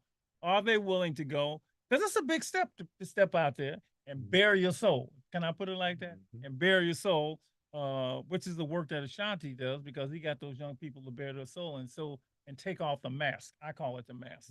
Go ahead, Hey, we Malachi. talk about everything that we're talking about now, just to be honest with you. And me personally, I like to lead by example and being an example what vulnerability looks like. And so I'm liable to kick it off and talk about the worst day of my life, Yeah. the worst things that I've ever done, Yeah. just to give others permission that it's okay and let them know it's okay for you to be able to share. And like I say, I'm blessed to have others like Rob and other people that come to be able to do the same thing, to where our young people can be able to engage as well. Even though I also see that it can be a challenge for our young people to share too, just to be honest. I'm noticing that they don't have the language. Yeah. They don't know how to express. They haven't like really built that muscle to be able to know how to share in a way that some of us who have been in it, even some adults, sometimes it's hard to share too. But it's like building a muscle. And I didn't develop this muscle till I was like 27, 28, to be honest with you. And so I can only imagine about the young people. But yeah, we talk about everything. Sometimes we come in and a brother may express that they just lost a loved one. They just lost their wife to homicide. Um, um, I just got arrested 2 days ago and I'm back. All of these kind of different things that comes up.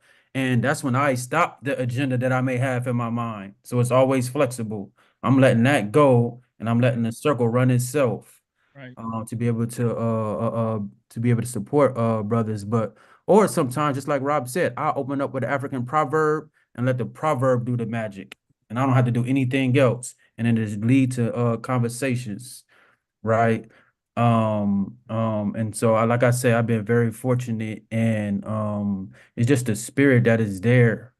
Restorative Justice. Our founder is Fanya Davis, and so we have that culture, that spirituality, this African-centered organization where people love to come to, and it is built upon community, and especially like the Black community. When we first started the Black Male Circle, we put it out there. People just started to show up because that name of itself promoted itself. And so people knew like, oh, this is the space. And most people come and they feel like, man, how many black spaces like this that exist? I'm pretty sure there exists. I hear a lot about different things going on, but it's not that regular. And so we've been going for 7 years every Thursday. Every now and then we miss a Thursday. Rob, if you remember what during the pandemic, we were circling up at the lake with the fire pit outside. Brothers would walk up, see us like, what is this? And they'd come and join the circle. Black women would come and say, what is this? Can I send my brother to the circle, my husband to the circle, my nephew to the circle? And we've just been building in that way. And so I've just been fortunate. An overwhelming emotion that we have often is anger. Anger. And how do you guys help brothers? Brothers get pissed off. I mean, it's not just getting pissed off. There's this can turn into rage, and then it turns into stuff like, man, I'm gonna let that on, we start making faces, and I ain't gonna let that. Come on, I ain't gonna let you. Yep. We can go from 0 to 100 like in 5 seconds, right? So how do you help brothers with that when those times go? Because I've been confronted with a whole bunch of brothers with that, and man, I put myself in some. To me, it's not putting myself in harm's way because I'm gonna do what I can to save you. But what have you encountered when brothers get there? Whether they be in the joint, out of the joint, and because that's your thoughts on how you've been able to help them. So, yeah, I grew up in East Palo Alto, right? And during that time, when it was the murder capital and all that, and I was hearing the other side of your show where you guys were talking about like what men do, like with violence, and how people view men and all this stuff. And I'm going, man, that was me. If you would ask me, what's the one thing you don't trust? I would have been like men, right? Because didn't no woman try to kill me when I was younger. Didn't no woman do this. But yes, to answer your question a little bit more deeper, it's funny because as a football coach, if you hear I'm doing something football related, everybody want me to come out and coach their kids. But if I'm doing something growth mindset or emotional intelligence or financial literacy related, it's really hard to get people to come out sometimes because we just don't value that. And I think changing that norm and the structure around how we think about these things is the number one. But then number two, if you're going to be skill building, you need coaches, right? And I think we don't have enough coaches coaching people for these skills, right? Emotional intelligence is a skill, right? And it's something that you have to learn. For the large majority of my life, I knew of one emotion, anger. If you would have told me to name another emotion, unfortunately, I was illiterate in that regard, right? I couldn't have done that. I only knew of one emotion. So if somebody died, I was mad. If something happened, mad. If, no matter what happened, that was the only thing I could relate to because I was told every other emotion didn't apply to me. That was for my sisters, right? And so I don't think that emotional intelligence, similar to, like I said, financial literacy, mental health, all these other things, is something that we should expect somebody to just develop as they get older, physically and mentally. I think emotional intelligence is different, especially when you couple that with the trauma that come from some of the living arrangements around where we live and how we grow up and what we told to do. Historical trauma. Yeah. Yeah. And then something else you said, it's sometimes I've been home 25 years, March 25th, 1999. And when I have a serious problem, something that requires almost like a think tank type of reaction, I go, man, I wish I could get back inside. Them the only brothers that was doing. So hearing you say that they were them the only ones that really related and talked about this stuff, as soon as I left that environment, all of that stuff stopped. Yeah. All of it stopped. That says a lot right there. Those lifers coached me when I was in there. They coached me about, I remember they said, man, why is it so important for you to let everybody know you're mad? Why is it so important for you to show everybody that you're tough? Why is it so important? Why can't you be like more like a man? And I'll be like, well, I am. I thought I was. Like, they're like, nah. Now, Lonnie and them, they not letting you get away with that, right? I love them. But we don't have that type of coaching out here. Outside, yes. We don't have coaches out here. One of the things I like that Fresh Lifelines for Youth is doing is in their theory of change model, they're looking at everything, and they're going to change the title, I believe, of the case managers. They're going to change their titles from case managers to coaches, right? And I think we need to put more coaches out in the community to say, because when I come across a young man who doesn't have that, and I think Malachi and everybody on this call could say, if you come across a young man that doesn't have the emotional intelligence, right? I can empathize with that. I understand that. I remember when I was right there with him, right? So the expectation is not, why don't you know this? Why would you possibly respond like that? I go, man, I understand. Are you open to learning some other stuff? Are you open to learning this EQ information? Can I give you some growth mindset information? Can I give you some things? And then after you check that out, can we meet and discuss it? So I'm asking for permission to coach you, right? I don't think a lot of us have that resource. It's like get down or get labeled. I'm so intentional about this. I don't know what you guys think about. The words, the names I use. I mean, y'all my brothers. I use that intentional, right? Because if I see you as my brother, that's different. You're seeing my end. I don't use that word. That word been gone from me. Malcolm X, thank you. God bless you. I need somebody to interpret this stuff for me. And I always go back to that autobiography. And then it's like, man, this was all a setup, right? Because we are not what we have been taught as a people. I get that. But I will get young dudes that are just hot, and I will, last thing I'm gonna call them is the end, right? I said, my brother, my young brother, my son. I wanna promote him in a familiar way that will draw him in rather than make him adversarial.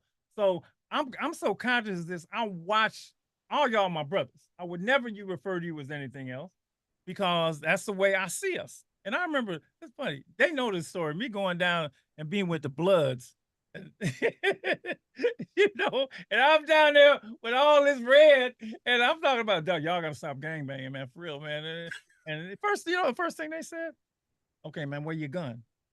Mm. I said, man, I ain't got no gun. Don't you know who we are? I said, yeah, I know who you are. Yeah, I know you. He said, man, dude, we gangsters. I said, no, y'all my brothers. And it's funny, man, just that one word. Disarm. That Disarm. one word, y'all like, dude, you know we might kill you. I said, yeah, you might, but okay, what do you want me to do? Y'all gonna kill me. If I had a gun, I can't outgun y'all anyway. But it's like the crying, it's those acts when you step out there, even at the risk of your life. That's why I admire Dr. King so much. He had the risk of his life, Mhm. And so I think if you think those things through when we have these conversations, and I'm sure the brothers in the joint saw you as their brother. That's a big deal. When you 415 or, whatever, they didn't care no more. When you get to that point when you see the common, and you said this early, humanity in all of us, that's a big deal. And be willing to let the brothers go through the steps, because you gotta, man, you gotta go. Yeah. I'm trying to think if you the one that told me that. Now I'm trying to think if that's what you said when you came in. I remember somebody said it's easy to kill an N, but it's hard to kill your brother. So if it's easy to put your hands on a B, but it's hard to put your I hands don't on your use that word either. No, I remember. I believe you said when you came in. Hey, from that day Then your forward, sister, that's my sister. Yeah. And so what I do is I catch myself. I still get angry. I still get mad. I still deal with that stuff. But I know if I'm gonna change you from a human to something else, there's a reason I'm about to do it. But then I got to check in with self, and that EQ, that emotional intelligence stuff that I've gone through, that self-regulation, that reasoning with emotions, and all these things that I've learned. Man, I use what y'all said back then as my triggers. Right, when I start feeling things coming, I know right there that I need to check self, and then I need to get to my mentors and my people that know. And I go, recognizing emotions have helped me a lot, because you say, hey, Malachi said Harold was soft, and I say, man, I'm mad right now. Right? Why am I mad? Because Malachi called me soft. I should be mad right now. That's what I'm feeling, because coming from where I come from, that ain't cool, right?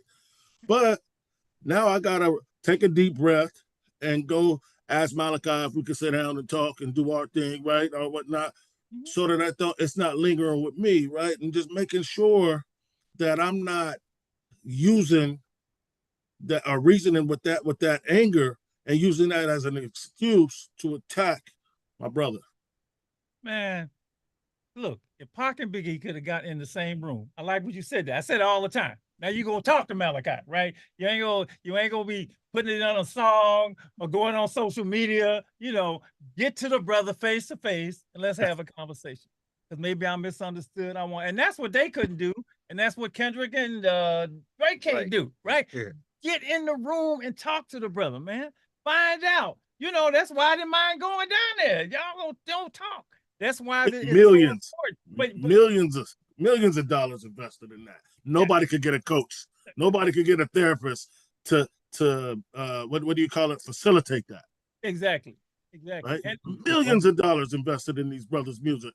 I remember when I was on the yard in San Quentin, MC Pooh came to me and said, "You heard that? Pac died." And I was like, man.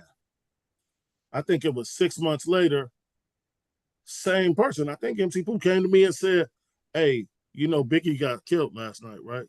And both, I remember having that same response, like, man, millions of dollars invested into these guys' music. Ain't nobody investing nothing into their emotional intelligence into them. Yeah, Because into them as people. Yeah. Our pain makes money for folks. Can we go back to anger real quick? I'm going right back to anger. I'm trying to change my relationship with anger, because I've been told as a Black man it's not okay to be angry, and I realize that's so false and so misleading, because anger is not the issue. Anger ain't the issue. It's the behavior. It's the behavior that follows the anger. And again, going back to what we talked about earlier, it's the dysfunction of society that we have to find ways to regulate our anger in, instead of having safe spaces to be angry and then having brothers or sisters around us to be like, I'm gonna let you go ahead and be angry. I'm gonna let you go ahead and get that out of your system in a very healthy and safe way. And then we're gonna come back when because you don't approach someone when they up here, right? You wait, you try to prevent them from getting there, or you wait till they come back down. But it's important to provide that safe space for them to operate up here instead of operating with a police officer, right? Instead of operating with a therapist in a very Eurocentric hospital setting, right? As opposed to in a healing circle, right? As opposed to having an EQ coach, like Harold talked about. Mm-hmm. When you have these, if I came to my brother Rob and I was angry, I'm sure this brother would hold me in a way that allowed me to express that anger in the most healthy way, as opposed to saying, "Oh, brother, don't do that because you can't be that. You can't be angry like that," right? So it's not really about shutting down the anger. It's about like how do we interact with it? How do we behave with it? How do we regulate ourselves? Restraint is the word you used earlier, Dr. Marshall. You think Malcolm X wasn't angry? You think Martin Luther King wasn't angry? You think Exactly. Marcus Garvey wasn't angry? You don't think? Yeah. We all look. Of course, you're supposed to be angry at what happened to us. Absolutely, but it's what you do. I'm so glad y'all talking about that. I'm so glad because even hearing you say that, I was going to ask you. Every human was given, certain, we get testosterone or estrogen or all these different things for a reason, right? And I think these emotions were also given to us for a reason. I think there's a reason behind a human having anger. And I always say that. I say, look at what Dr. King and Chavez, look what they did with their anger. They created movements. I know people, I mean, you mentioned Pac. Pac got mad, went in the studio, and we all could hear it in his music that he was mad. You didn't have to tell, what is Pac feeling in this song? He pissed off. You can hear this. I can hear it right now, right? But I don't think nobody's talking to young people or adults about why we have these emotions. Could you imagine if we had zero emotion? Now we walking around with robots. Y'all like, man, Harold was burning his arm over a barbecue pit, but he was looking this way, talking there, but he feel no pain. Right? These movements wouldn't happen without I'm anger. thinking about another emotion, fear. Right? Fear. You're supposed to be afraid. That's your alert, man. That's your alert that something going on. But I remember, you remember that record? I ain't never scared. I ain't never scared. That is ridiculous, man. How you will never be? Hey, man, you scared, man. Yeah, I'm scared. Yeah, I'm scared. I'm going the other way because I'm scared. I left a party when I was 16 years old because my boys wanted me to go fight somebody else because I was what? I'm scared, but man, my whole life was scared as bad for being scared. No, hell yeah, I'm scared. That's why, and to say you're never scared is ridiculous, man. Fear is what animals in the jungle, that's how they get away. So, but we're told these emotions, there's something wrong with all these emotions. And the only one we can really have is the anger one, and the anger one means we gotta explode. We gotta explode on somebody. Can I ask y'all a question? Yes, sir. How do y'all think one of our young brothers will respond if they're walking down the street and they see a white young man looking at them versus a black young man looking at them or mad dogging them? How do you think that young brother respond? Well, I was jumped by brothers, so I know how I responded. I couldn't stand brothers from the time I was 11 until I got to college. Now, mess with brothers that didn't jump me.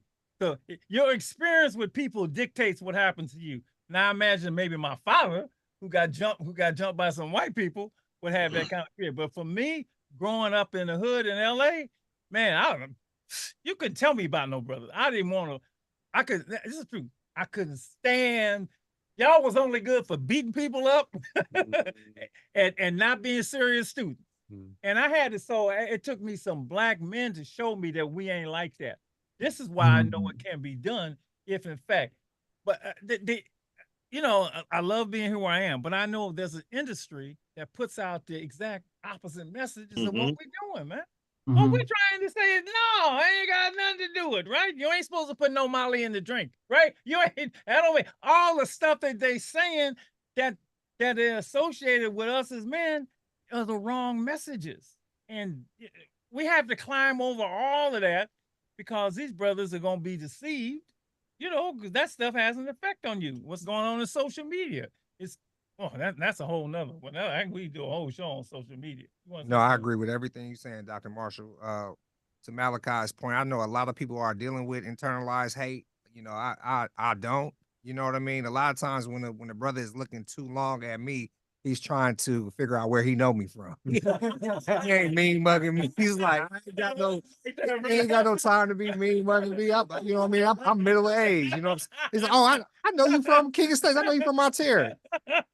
I want to talk about fear for a minute. Like in certain situations, it's okay to show fear as well. I feel like fear is a conditioning too. A deer is supposed to fear a lion, right? Yes. So have you ever noticed that Black folks, we tend to have this visceral reaction when a police car gets behind us, right? Because we have been conditioned to fear. When you hear that whoop, because the way they treated you in the past. even if you ain't riding dirty, you clean as the board of health, right? You hear the sirens get behind you, you like, oh man. So I had a childhood friend. I was 8 years old, by the name of Jules. He got bit by a dog. We in the hood, he got bit by a stray dog. To this day, whenever there's dogs around, a dog could just be barking. Right. Jules would be like on alert. So fear has to do with conditioning, just like anything else. Just like how we were conditioned to tee off or be angry, and some of these fears we have to unlearn. And some of these fears are built in for our safety, for our livelihood. Yeah. You understand? So. Oh yeah, I definitely believe that. You know, it's funny. I told him last week, I was telling Fab, because I work with brothers, and here you get just I don't do street names. And I found your street name. I ain't talking to you. No, brother, what's your real name? I don't want to talk to that person. I want to talk to the one you was before that person. They'd be like, man, you call. No, man, no. I ain't talking to Willie Lump. I'm not going to talk to. And my favorite is Time Bomb from LA. A Time Bomb, I ain't talking to you, man. Tell me your real name. You know, I mean, but this is I know a Time Bomb. We took all these personas on, right? That's not really you. And the one thing I learned early on working with young people, this ain't really you, man. You are not this person you project into the world, you know, out there. I don't cry. When you said you be in juvenile hall late at night crying like a baby, right? And it's just unfair, the fact that, you know, and then we take this stuff out on other people. And that's what's so bad about it. And a lot of times it's our wives, it's our sweethearts, it's the people that we love. We take it out on those closest to us because we don't know how to let it out in a manner that doesn't hurt ourselves or hurt somebody else. And that's how suicide is now. We're taking it out on ourselves. Yeah. We're taking it out on ourselves. And I'm not gonna say that. Got two brothers that committed suicide. And to this day, I'm like, dude, we could have solved that. We could have solved that. But he took it out, you know, he didn't know how to and I don't know if it was his pride or his ego or, you know, this gun will solve the problem, but it didn't. And now that I've done something so horrible, I got to turn it on myself. And I know that. So I know these emotions that we're talking about. We got to help brothers with them, because if we don't, they're going to hurt others. Hurting people hurt people. You've heard that before. Yeah. And hearing that hood mentality, man, I hear what you're saying, Dr. Marshall, because we all say, hey, I don't operate in a world of fear. You remember you say, I ain't never scared. When everybody got a gun on them, somebody's scared. That's the reason you got it. Because you're scared. Right? That's the only reason you got it, because you're scared. Because if you wasn't scared, you wouldn't need it. Right. So I go, man, it's crazy to me that even when I carried a gun, when I was a youngster, if you would ask me why you got that gun, oh, because, you know, I got this gun because if I get mad and have to get out, once again, I had to talk to you about the emotion that I knew about, anger. I couldn't say, well, I got this gun. You know, this is the murder capital. Somebody get killed here every day, every night, it seemed like, right? And I got this gun because I'm trying to prevent that. Right? I would have never had that type of conversation with you as a young person. I would have told you, no, I'm tough, and that's what a man should do. A man should have a gun. A man should protect himself. A man. This is I could do this. 'Cause this is so, that's why I want to just, with all of you and with Shanti and Fab, and because I know what we're up against an entirely different narrative about us. We're up against a money-making machine that thrives off this other image of us. We're up against people who don't give a damn about us anyway. Right? I mean, who just love, we're thugs if we do something, and they're patriots when they do something. They do the same thing. I know that, and that's why having, these conversations amongst others, and it's just, I can't thank you enough. I know ladies been taking wonderful notes. I just want to read you at the next further question that I asked. We asked the young people, what do you need from a man? They ascribed us one way, right? What do you need from us? From a man? They said support, consistency. Now some of these might surprise you. Gentleness, right? Attentive. Oh Lord, can I this one, show up and be present. Isn't that something? That one is like, that should be at the top of the list. Show up and be present. Be reliable. Be a selfless leader. Be loyal. Be trustworthy. Be responsible. Understand, caring, supportive, compassionate, and be there for their children. This is what they're saying they want from us. This is saying what you want from us. That to me is what we need from you, right? And I told the kids, well, I hope I feel some of these things on this list, because that's what you're gonna get from me. Because I believe that is what I want to represent. And it's like I said, when you talk to young people, right, they will tell you what you ain't doing and what they need from us. And can you read that again, Dr. Marshall? Yeah, support, consistency, gentle, attentive, show up and be present, be reliable, selfless leader, loyal, trustworthy, responsible, understand, caring, supportive, compassionate, and to be there for their children. And so when you put all those things together, sorry, I didn't mean to cut you off. It just came to me because I was thinking about when I was a youngster, right? Half of those things, the streets will cover more than the men do right now. Yeah. Right? Oh, yeah. My homeboys was 24/7 when I was out there doing my thing. If I needed somebody, they was there. I couldn't find that, that male role model, except for in that regard. Yep. Right. Like you was talking about, like LA and gang members and things like that. Right. That's 24/7. Yep. Right. When the social workers and everybody go home, the street's still available. Yeah. And right. Yeah. And of course, this starts with your own father.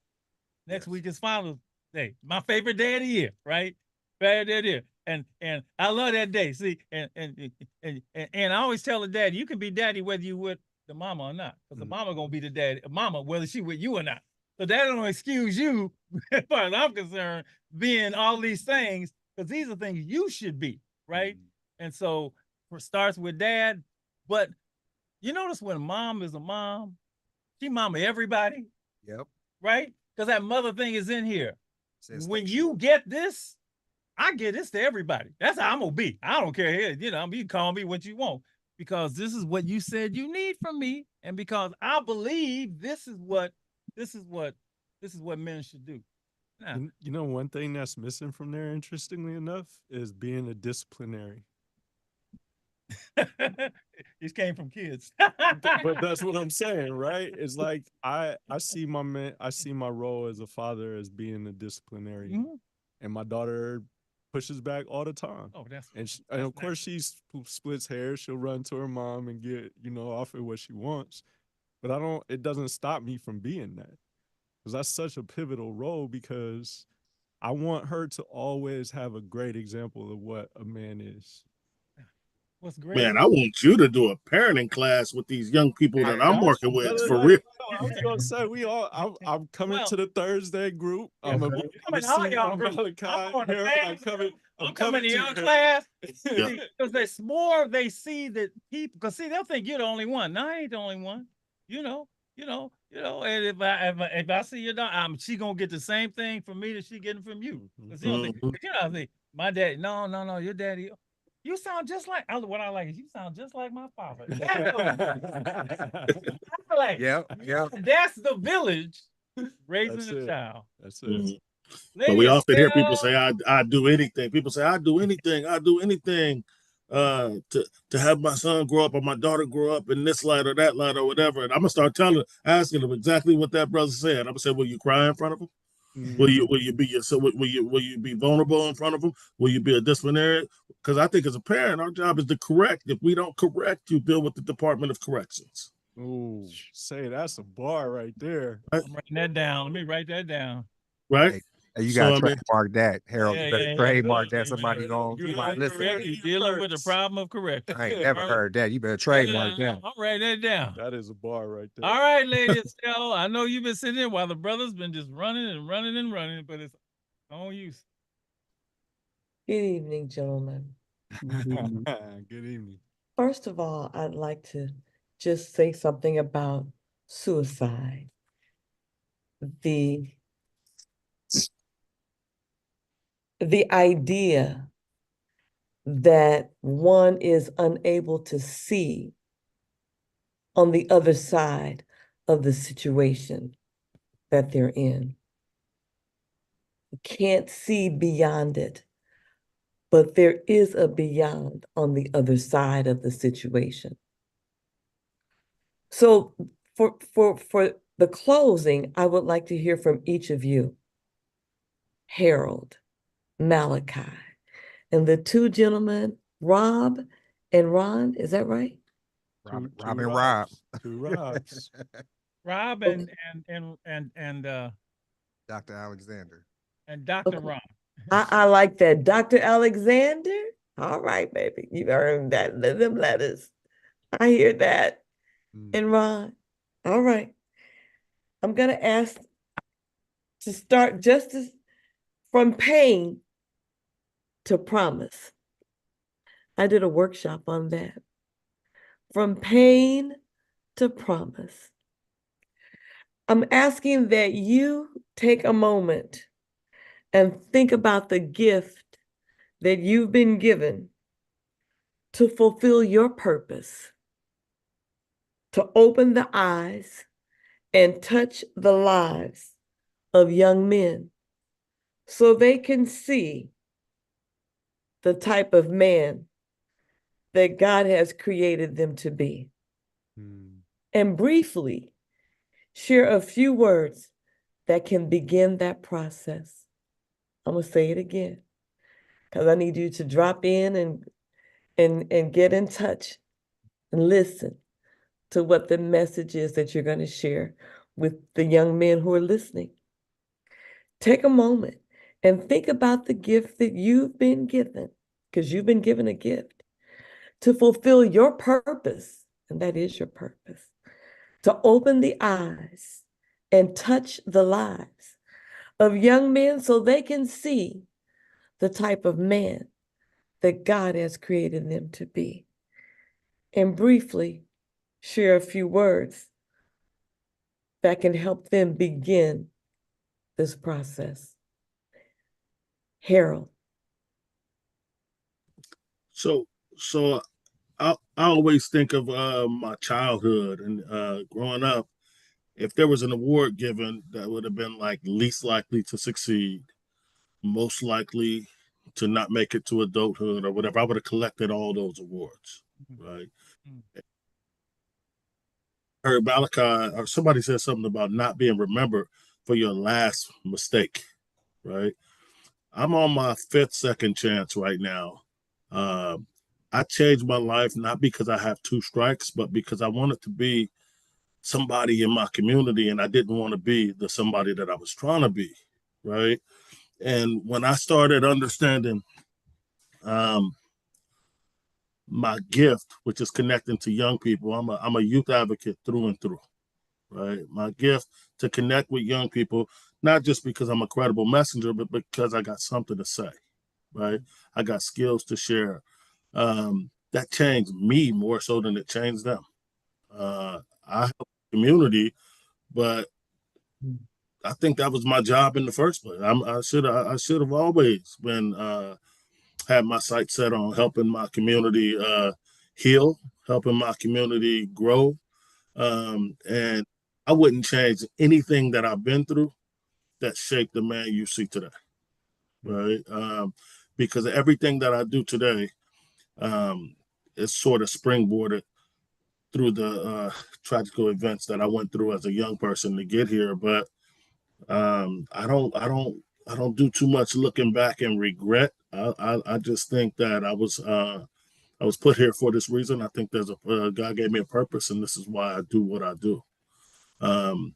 Now, when I wake up, right? When I wake up, I look forward to the days. I know I know that I have something to do that's positive, promising, and I'm not just a burden on my community. I'm not just a guy that people want to see come walking down the street, walk the other way. I know that I'm a guy that's valued in the community because I value the community. I value our young people. I value our adults too. But I know my main focus in my work has been developing our young adults. And thank you for asking. Thank you, Harold. Malachi, what is the message that you can share that will help young men open their eyes so they can begin to change their lives? Wow, it's just definitely so many things, but I definitely want to keep it brief for the sake of time in this conversation. I think one of the things come up for me is, and I have to think about this more, but I feel like, I'm looking at my own life. I don't have to find who I am. I can define who I am. And I say that too because I can be going and looking everywhere throughout the world and every state and everybody, turning over every rock and continue to look. Or I can just sit down and say, who am I? Who do I want to be right now? I'm gonna define this right now. And I am the values that I hold. So now I got to look at my values. What are things that I want to live by? What are the things the most important to me and how I want to move throughout the world? And if I can zone into that, perhaps I can in a practice, I can show up in the world in that way. And so for my young man out there is like, you can define who you are today, even if you don't have a father, just like I didn't have. I'm from LA too. My siblings knew their father or knew some. I'm not saying it was perfect for them, but I didn't know my father, and I was the only one who ended up at 15 years old facing life in prison and going to prison. And then because I was out there looking and chasing, so I got to the point to where I could say, this is who I am today. And that happened not just because of myself, it happened because of my community too. And the restorative process that I was in when I was in San Quentin also. So I definitely had support to like digging deep into the values that I hold or that I held or that I really had to zone into. But that is at least one of the messages that I would say you can define who you are today. Okay, thank you, Malachi. Rod, I didn't say Dr. Alexander. Yes, sir. Thank you for the permission to ground in your question, Lady E. It allowed me to really reflect on the magnitude and the position that I'm in and Yes. the purpose that I've been given, which I always thought was Beats, Rhymes, and Life, and still is. Now I know it's being a father and doing all the things that we talked about here tonight. One of my best friends, Mr. Stovall, Principal Stovall, lives in Sacramento now. He gave me one of the best pieces of advice I ever got, which was comparison is only useful when you do it to yourself. And so if there was a message that I would leave for the young people out here is if you really just focus on you and your lane and your goals and your values, like Malachi said, then you can really see the incremental growth that happens from when you started to where you want to be, right? If I compare myself to who I was 5 years ago, it's leaps and bounds. If I compare myself to who I was before I was a father, I have a completely different identity now. So yeah, just compare yourself to you. And if you got those values and you got those goals, Well, you got a whole community right here to help you get there. Okay, thank you. And now, Dr. Alexander. Thank you so much for providing this platform, Dr. Marshall and Lady. I just remember driving back from Tahoe and LA or Monterey on road trips and tuning in to KMEL and listening to Street Soldiers and saying, I'm gonna be on there one day. You know? And you here. And I'm here. This is my second time, but this the time I got to come to the studio. So I want to give you your flowers, Lady E. I want to give you your flowers, Dr. Marshall, founder of the Omega Boys Club, founded Alive and Free and wrote Street Soldiers. You decades in saving lives, bro, and really just trying to model what I do, after you. This is my calling, teaching. How they say each one reach one. I will go further and say each one reach one, also each one teach one, right? So many of us have talked about values, and the values that I would leave a young person that I'm mentoring is love for self and others, respect for self and others, right?